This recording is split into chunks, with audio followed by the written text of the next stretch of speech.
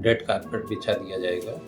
उनको विदा करने के लिए बढ़िया नगाड़े और ढोल मंजारे बजाए मंगाए जाएंगे। विदाई तय है। लेकिन जब वो चले जाते हैं, उनके पीछे का आचरण इनका आतंकियों से कम नहीं। निपट लेंगे। बुद्ध के देश में धमकियां। अभी तो माहौल उन लोगों का है कि जो लफाजी कर रहे हैं। हमारे यहाँ जवाहरपुर चीनी फैक्ट्री थी, गुंडों का कब्जा था, गन्ना माफियाओं का कब्जा था। 5 साल जब तक मैं विधायक रहा तब तक उस फैक्ट्री के अंदर गुंडे घुसे नहीं। लेकिन ये बड़े माफिया तत्व हैं जिनके लोडर लगे हैं, जो उतरवाई का काम कर रहे हैं। इनकी जड़ें बड़ी गहरी हैं। ये सब सत्ता के अंदर बैठे हैं। तो वो जगह किन लोगों को बेची गई, किन माफियाओं के हाथ में, कौन बड़े लोग उसके ऊपर कब्जा किए और किन ने कब्जा कराया, कि जब बसाए गए थे तब किन अधिकारियों के सामने बसाए गए, उनसे सवाल किया जाए पहले। और सिर्फ यही नहीं है, तो सरकार ही गरीब विरोधी है, कमजोर वर्ग की विरोधी सरकार बैठी है।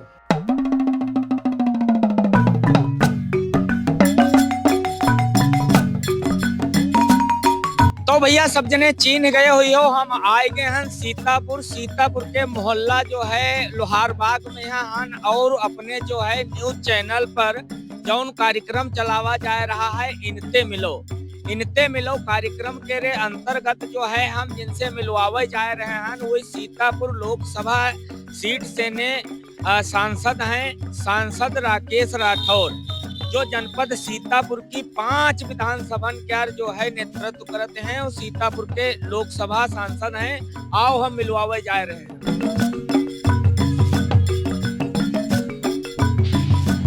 तो भैया सब जने चीन गए हुई हो, हम आए हैं सीतापुर के लोहारबाग में यहाँ हमरे साथ में यहाँ सीतापुर लोकसभा क्षेत्र से ने सांसद राकेश राठौर हैं, जौन जो है जनपद सीतापुर के 5 विधानसभा का नेतृत्व करते हैं।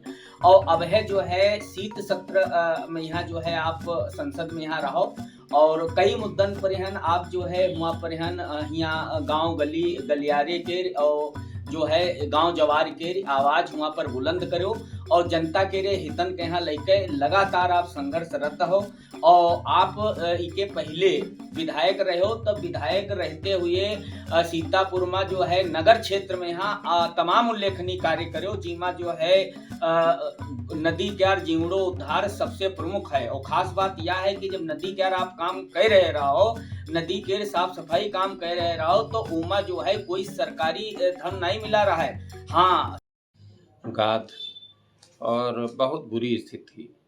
इतनी बुरी स्थिति थी कि वो हम लोगों ने पोकलैंड खरीद के उसको साफ करवाया।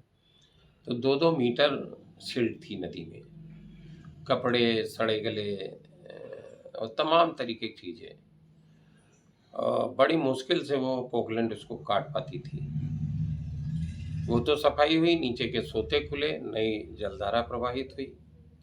लेकिन ये जो नगर पालिका के नाले गिर रहे थे नदी के अंदर, उसके लिए हम लोगों ने बहुत प्रयास किया। मुख्यमंत्री से भी कहा और तमाम प्रयास प्रशासनिक स्तर पे भी किए, लेकिन हुआ कुछ नहीं और समस्या जस की तस रही। ये जो नाले गिर रहे थे नगर क्षेत्र में, ये सारे नाले कचरा लेके पुनः नदी को प्रदूषित कर रहे थे।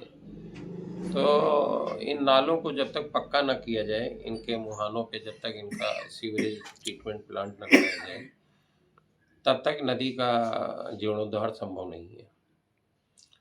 हम पुनः प्रयासरत हैं कि जिस समय अनुकूल माहौल हुआ, अभी तो माहौल उन लोगों का है कि जो लफाजी कर रहे हैं, लेकिन जिस दिन हमारे अनुकूल माहौल हुआ, नदी को पुनः साफ कराने का काम चालू करेंगे हम लोग और नदी को, सराय नदी को पुरानी प्रतिष्ठा स्वरूप दिलाएंगे। यहाँ पर जो है ट्रिपल इंजन की सरकार कही जाती है और जो है यूँ कहा जाता है कि ट्रिपल इंजन की सरकार है। और जब आप विधायक रहो यो अत्ता उल्लेखनीय कार्य करे रहो, उमा आप देखे हुए हो कि नगर पंचायत और या मतलब कोई जो है किसी कौनो प्रकार के आपके यहाँ कोई मदद नहीं मिली रहा है, तब आप अत्ता बड़ा बीड़ा उठाए रहो। हम कोई मदद की अपेक्षा से काम नहीं चालू किए थे। हमको मालूम था हमको अपने स्वयं के उससे कराना है और हम कभी किसी मदद के लिए उनसे, हमको किसी से अपेक्षा भी नहीं थी, कोई शिकायत भी नहीं है। और सिर्फ नदी नहीं, कई काम हमने अपने प्रयासों से किए। हमारे यहाँ जवाहरपुर चीनी फैक्ट्री थी, गुंडों का कब्जा था, गन्ना माफियाओं का कब्जा था। 5 साल जब तक मैं विधायक रहा तब तक उस फैक्ट्री के अंदर गुंडे घुसे नहीं, और मेरा कार्यकाल खत्म होते आज गुंडों का राज फैक्ट्री में है। फिर से वही गुंडे काबिज हैं, हर चीज़ ठेका पट्टा से लेके किसान के हितों के ऊपर डाका डाल रहे हैं। फिर से जवाहरपुर चीनी फैक्ट्री में गुंडों का कब्जा रहा। हमारे कार्यकाल में 5 साल के अंदर कोई भी गुंडा और गन्ना माफिया फैक्ट्री के अंदर नहीं गया। किसान का गन्ना 4 घंटे में तोल के वापस चला जाता था, सब कुछ सुचारू रूप से चल रहा था। ऐसे ही यहाँ हमने माफियाओं से बड़ी ज़मीनें खाली करी।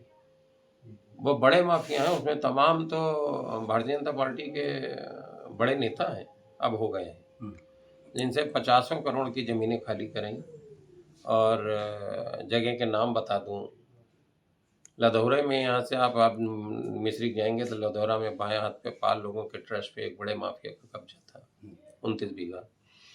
ऐसे ही तमाम ज़मीनें लोगों से खाली कराई, जिसमें प्रशासन का लेस मात्र मदद थी। नेत्रदान कराया, 680 लोगों को प्रेरित किया है कि नेत्रदान शिविर लगाए, नेत्रदान कराया। तमाम काम हैं जिनको अगर गिनाऊंगा तो लंबा समय लगेगा। गल्ला मंडी हमारे यहाँ लंबे अरसे से किसान के हित पे डाका डाला जा रहा था, बोली नहीं लगती थी, उस गल्ला मंडी को ठीक कराया, बोली लगी, किसान के हित में गल्ला मंडी काम किए। तो बहुत से काम हैं जो हम लोगों ने व्यक्तिगत स्तर पे और चुनौती समझ के कराए। एक जो है गन्ना उतरई सब किसानन तेने 500-600 रुपया लिया जाता है। ई पर जो है आप बहुत उल्लेखनीय कार्य करो और जिलाधिकारी से ने आदेश करवाए कि यहाँ जो है अब गन्ना किसानन से ने कोई पैसा गन्ना उतरवाई नहीं दिया जाए, क्योंकि जाहिर सी बात अपन हम सामान बेचे जाए तो केवल अपन पैसों दे यो होते रहे। और आज भी आपके आदेश है तबहू कहूँ जो है हो रहा है उनका। दिशा की बैठक में जिसका मैं अध्यक्ष भी हूँ, दिशा की बैठक में जिलाधिकारी महोदय के सामने ये विषय रखा गया था और बड़ी तत्परता से मैं उनको धन्यवाद भी दूंगा। बड़ी तत्परता से उन्होंने इस पे एक्शन लिया और उतरवाई पे बड़ा प्रयास किया, बड़ी सख्ती के साथ। जिला गन्ना अधिकारी ने भी प्रयास किया, लेकिन ये बड़े माफिया तत्व हैं जिनके लोडर लगे हैं, जो उतरवाई का काम कर रहे हैं, इनकी जड़ें बड़ी गहरी हैं। ये सब सत्ता के अंदर बैठे हैं। मैं अगर आप चाहेंगे तो नाम भी ले लूँगा, थोड़ा चूना लग जाएगा उधर, लेकिन ये सब सत्ता के अंदर बैठे हैं, सत्तासीन लोग हैं। तो ये किसानों का शोषण करना, शोषण मुक्त कराना इनसे थोड़ा जीवट वाला काम है, लेकिन फिर भी बड़ी तादाद में अंकुश लगा है और जहाँ जहाँ हम लोगों के पास शिकायतें आ रही वहाँ हम लोग प्रयास कर रहे हैं। सांसद जी, अब ही जो है इसके पहले जब गेहूं बोआ जाता रहा है तब डीएपी खाद के बहुत बड़ी समस्या रहा है, और आज जैसे गेहूं जामे के बाद पहिल पानी लाग है, उसके बाद यूरिया खाद मिले में यहाँ फिरते किसान परेशान है। पर मैं केमको में फर्टिलाइजर का भी एडवाइजरी कमेटी में हूँ और हमारे अध्यक्ष श्री JP नड्डा जी, अभी हमने ये विषय रखा था और बता रहे थे कि सरकार किसान हित में बहुत जोरदार तरीके से काम कर रही है। हमने उत्तर प्रदेश के किसानों की दुर्दशा के बारे में उनको बताया था। एक विभाग से वो मंत्री भी मेरी अनुप्रिया पटेल जी बैठी थी। हमने कहा किसान के बारे में बहुत बखूबी जानती हैं, अच्छा जानती हैं, और उत्तर प्रदेश में किसान को DAP यूरिया खाद के लिए किस तरीके से अपमानित होना पड़ता है, कितना संघर्ष करना पड़ता है, ये बच्चा बच्चा जानता है। तो खैर सकारात्मक बैठक में सकारात्मक बात हुई है और उन्होंने इसके ऊपर तत्काल प्रभाव से अंकुश लगाने की बात कही है।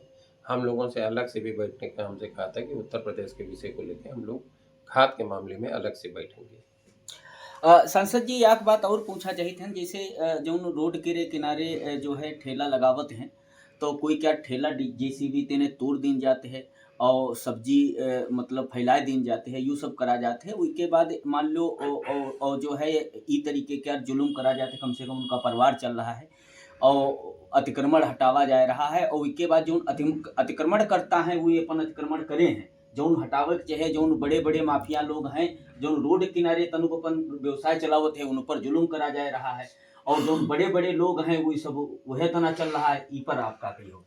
देखिए, मैं जब 5 साल MLA रहा सत्ता का, तो पता कर लीजिए सीतापुर के नगर वाले भूल गए हों तो पता नहीं, मैं कह नहीं सकता हूँ। मैंने 5 साल शहर के अंदर एक जगह अतिक्रमण नहीं हटने दिया। मेरी शर्त थी कि जब बसाए गए थे तब किन अधिकारियों के सामने बसाए गए, उनसे सवाल किया जाए पहले। दूसरी बात जो है, नगर पालिका की ज़मीनें किन लोगों ने बेची, जो इन दुकानदारों के लिए आरक्षित होनी चाहिए, इनको भी जगह मिलना चाहिए, इनको भी जीविका चलाने के लिए साधन मिलना चाहिए। तो वो जगह किन लोगों को बेची गई, किन माफियाओं के हाथ में, कौन बड़े लोग उसके ऊपर कब्जा किए और किन ने कब्जा कराया, इन सब के ऊपर कार्रवाई तय होनी चाहिए। 5 साल अपने कार्यकाल में हमने एक जगह बुलडोजर नहीं चलने दिया। आरएमपी स्कूल रोड पे चल रहा था तो मैंने हटवाया था। तो मेरा प्रयास है, लेकिन अब इस समय थोड़ा सा ज़्यादा जोर ज़बरदस्ती है। और सिर्फ यही नहीं है, तो सरकार ही गरीब विरोधी है, कमज़ोर वर्ग की विरोधी सरकार बैठी है। सरकार पूंजीपतियों को बढ़ावा दे रही है, जातिवाद का बढ़ावा दे रही है। मुख्यमंत्री के जात वाले लोग सब इस समय थानों में तैनात हैं। आप देख लीजिए, एक तरफ से पूरा सर्वे करके संघ के लोग सारे प्रशासन में और मुख्यमंत्री के लोग सारे थानों में, पुलिस विभाग में, और सीधे वो अपने मुखिया की बात नहीं मानते। अब किस कदर भ्रष्टाचार लूट है, तो इसमें गरीब की कौन सुने। लेकिन एक बात ये आपको निश्चित बता रहा हूँ कि ये चंद दिनों की बात है। अब तो 1 साल बचा है। अगले साल 2027 में इस समय जो उत्तर प्रदेश की उल्टी गिनती चालू हो चुकी होगी और ये अपनी विदाई का कार्यक्रम इनका तय हो रहा होगा। ये बिल्कुल निश्चित बता रहा हूँ, मैंने राजनीति में कभी लफाजी नहीं किया, लेकिन ये नोट कर लीजिएगा। अगले साल ठीक 1 साल बाद इनकी विदाई कार्यक्रम आयोजित होने की तैयारी हो जाएगी। रेड कारपेट बिछा दिया जाएगा उनको विदा करने के लिए। बढ़िया नगाड़े और ढोल मंगाए जाएंगे। विदाई तय है। उत्तर प्रदेश में परिवर्तन तय है। सत्ता के अहंकार में इनको लगता है कि ये कभी जाएंगे नहीं, तो ये चंद दिनों के अंदर ये उत्तर प्रदेश इनकी विदाई होने जा रही है। और जिसका एक उदाहरण है, मैं आंकड़ों के आधार पर बात कर रहा हूँ। 2024 लोकसभा चुनाव में उत्तर प्रदेश में भारतीय जनता पार्टी 44 सीटों पर उत्तर प्रदेश में हारी है। 80 में 44 सीटें लोकसभा की भारतीय जनता पार्टी हारी, 220 विधानसभा सीटों पे विपक्ष जीता है। तो पूर्ण बहुमत की सरकार भर का विपक्ष के पास आंकड़ा है और उत्तर प्रदेश में सरकार बनेगी। संसद जी, एक बात और हम पूछा चाहते हैं कि ज़्यादातर लोग कईयों लोग यूँ कहते रहे कांग्रेस मुक्त और कांग्रेस मुक्त की बात करते रहे, फिर आप वह पार्टी तेने आई के यहाँ जनपद सीतापुर में 5 विधानसभा का नेतृत्व करते हो और आप जो है 90,000 वोटन से विजय भयो। तो आप जो है जनपद सीतापुर में कांग्रेस जो है बड़े स्तर पर जो है पहचान बनाए रही है। ई पर का देखिए, जो लोग इस तरीके के मुक्त वाली बात करते हैं उनकी मानसिकता गंदी है। किसी से मुक्त करके भारत को थोड़ी निर्माण आप कर सकते हो। अब ये कांग्रेस मुक्त कर रहे हैं, कल ये दलित मुक्त करेंगे, परसों ये मुस्लिम मुक्त करेंगे, नरसों ये पिछड़ा मुक्त करेंगे, कभी छात्र मुक्त करेंगे, कभी महिलाओं मुक्त करेंगे, कभी किसान मुक्त करेंगे। तो मुक्त भारत होगा कि युक्त भारत होगा? भारत तो विभिन्न विचारधारा, विभिन्न भाषा, विभिन्न खान पान का देश है, जिसमें सबका सम्मान समावेशित है और सब लोग सम्मान के साथ रह रहे हैं। देश को आज़ाद कराने वालों ने कभी इस तरीके से मुक्त थोड़ी कहा था।